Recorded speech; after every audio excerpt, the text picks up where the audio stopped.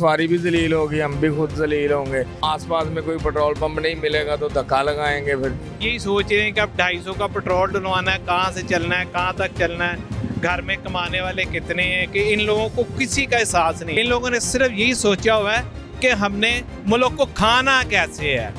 इधर से हम लीटर तेल डलवाते हैं तो एक फेरा लगा के आते हैं, पेट्रोल खत्म हो जाता है कि हमारी दिहाड़ी तक कवर नहीं होती। यहाँ पे कोई अपना, हर बंदे का अपना अपना असूल है, अपना अपना सिस्टम है सारा, जो जिसको जैसे समझ आता है वो वैसे ही चला रहा है।